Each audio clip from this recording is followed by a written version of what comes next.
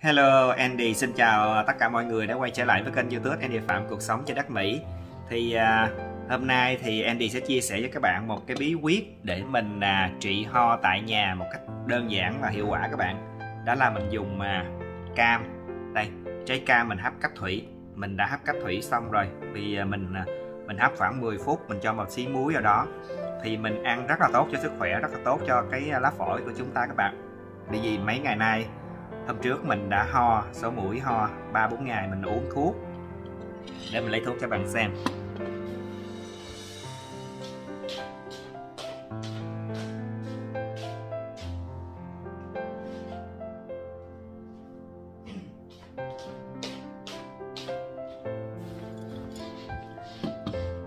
Mấy hôm trước mình ho 3-4 ngày mình uống hai cái loại thuốc này nè.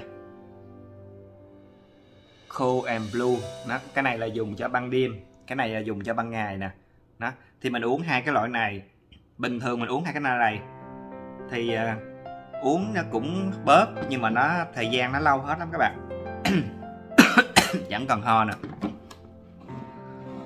Mình uống cái này uống thì nó cũng đỡ thôi, nhưng mà không có dứt hẳn, vì nó cái 3-4 ngày nó mới hết. Nhưng mà mình uống 3-4 ngày nhưng vẫn còn cái hen chưa hết.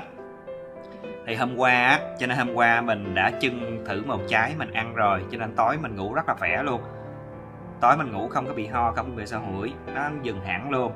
Rồi sáng thức dậy trong người mình cảm thấy khỏe, vào cái ngực mình cảm thấy nó nhẹ nữa, nó không còn ho nặng ngực nữa.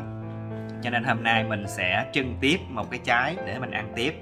Thì hôm nay có thể là sẽ dứt điểm. Mình ăn rất là tốt các bạn, rất là ngon nữa. Ăn cái vị nó thanh, rồi nó nói chung là bổ sung vitamin tốt cho lá phổi của chúng ta. Thì ở Việt Nam thì mình thường ho thì mình hay chưng tắc dưới đường phèn nè, hoặc là mình nấu nước giá mình uống nè. Nhưng ở bên đây mình không có tắc các bạn. Ở bên Mỹ kiếm tắc khó lắm, người ta bán cũng không có, mà trồng thì cũng ít ai trồng nữa, chắc khó trồng hay sao đó. Hôm trước mình đi mua, mình đi xem một cái cây họ bán cũng cả 100 đồng một cây nhưng mà mình không có mua. Rồi đi ra tiệm thì cũng lâu lâu mới gặp được người nhà ta đem cho ta bán thôi, chứ trong chợ có không có bán thường xuyên, không phải mua nữa. Cho nên mình chắc còn cam thì bên đây là thường xuyên, quanh năm luôn, mùa nào cũng có cam hết. Cho nên mình tận dụng, mình lấy cam mình chưng với đường, mình chưng với muối, mình cho một ít muối vô mình chưng thì mình ăn rất tốt luôn. Thì cái này mình thường mình ăn một ngày 2 lần, sáng với chiều tối mình ăn thì nó rất tốt cho sức khỏe. Thì bây giờ xin mời các bạn cùng vào bếp với Andy để mình cùng thực hiện mình làm cái cam cách thủy để mà ăn mình trị ho các bạn nha. Có một trái cam nè, thì mình sẽ cắt nó ra, mình cắt cái mặt ra và mình hấp cách thủy nó. Thì mình cắt ra thế này, mình cắt cái mặt trên thôi, giống như có cái nắp gì đó. Còn cái phần này mình sẽ xăm nó, xăm cho nó ra nước. Rất đơn giản bạn, nhưng mà trị ho rất hiệu quả luôn. Mình đã trải nghiệm, mình thử rồi.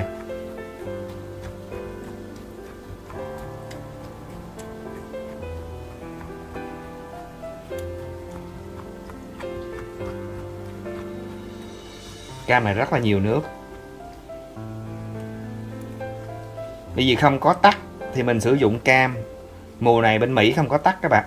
Tắc nó chỉ có mùa Tết thôi, nhưng mà giờ qua Tết rồi. Với lại bên đây ít ai trồng tắc lắm. Xong ta cho đây một ít muối. Mình chưng muối nó tốt hơn chưng đường phèn các bạn. Ở Việt Nam thì mình hay ho thì mình chưng đường phèn với tắc.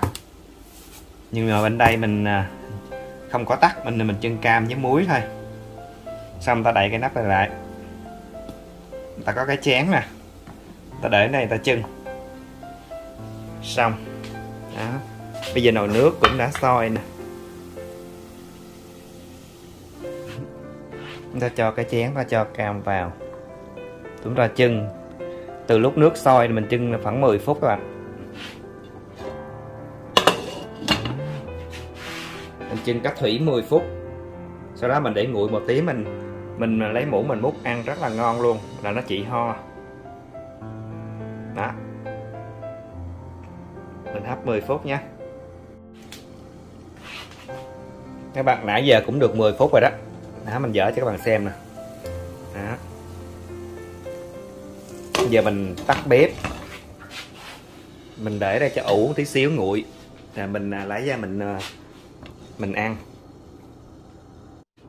Nãy giờ nguội rồi, giờ mình lấy ra mình thưởng thức. Hơi nóng nè. Nóng quá à.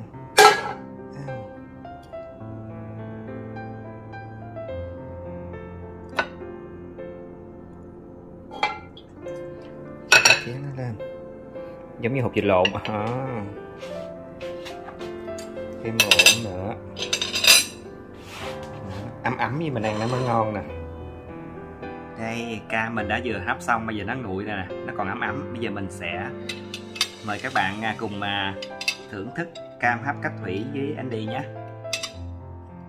Ăn này trị ho, trị cảm các bạn, rất tốt cho sức khỏe. Đây, bây giờ mình sẽ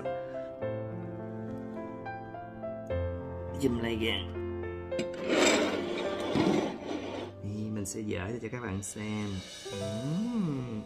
Giống như hột ăn này, giống như hột vịt lộn. Nước nè, cam là rất là nhiều nước. Mình có thể ăn luôn cái sơ này cũng được nữa.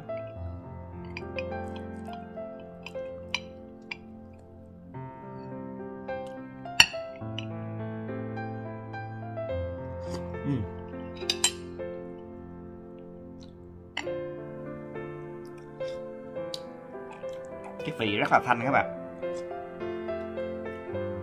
Mình bỏ ít muối vừa thôi chứ đừng bỏ nhiều quá nó mặn. Này mình bỏ vừa thôi. Cái vị ngọt với cái vị mặn mặn của muối nó hòa với nhau, nó thanh thanh, nó không có ngọt mà nó mặn mặn, nó giúp cho sát trùng. Thứ là cam nó ngọt, bổ phổi, tức là muối nó mặn, nó dùng cho để sát trùng cái thanh họng của mình, cái cổ họng của mình á, cho nên mau rất là mau hết luôn.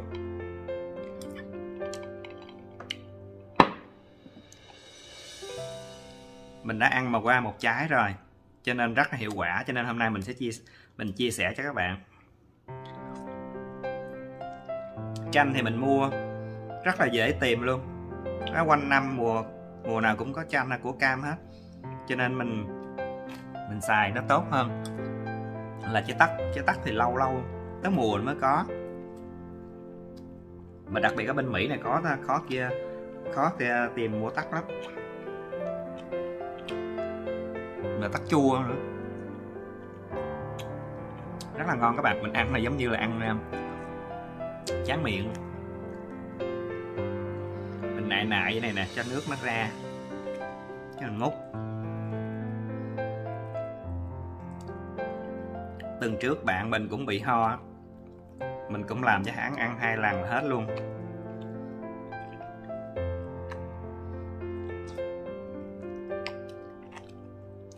Có chai nước.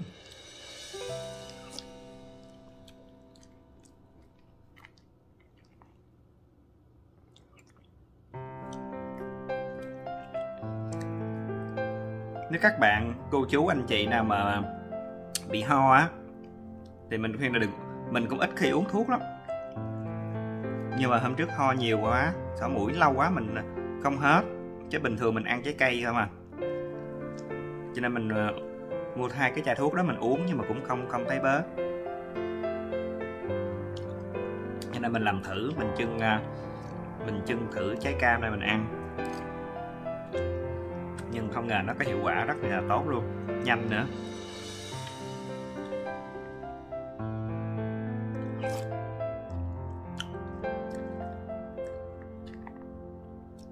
Cam nước quá trời.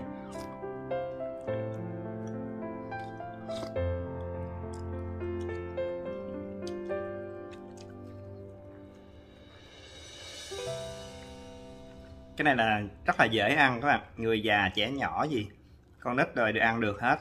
Cho nên nếu nhà mình có người bị ho á thì mình làm theo cách này, mình trị ho rất là đơn giản và hiệu quả, nhanh chóng nữa. Nếu mà ho en á, mới vừa thì mà bắt đầu chớm ho á, mình ăn một trái có thể là hết liền á. Còn nếu mình bị ho lâu ngày thì mình thường xuyên mình chưng này ăn mỗi ngày hai trái thì nó sẽ hết.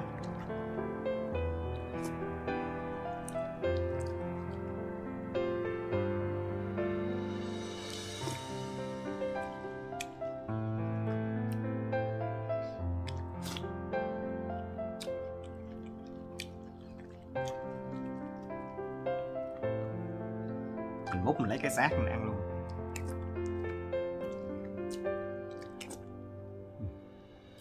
Còn nóng. Ok, thì bây giờ anh Đi xin chào tạm biệt tất cả các bạn nhé. Anh Đi xin chúc tất cả các bạn luôn luôn dồi dào sức khỏe và gặp nhiều may mắn, luôn thành công trong công việc. Xin chào, bye bye.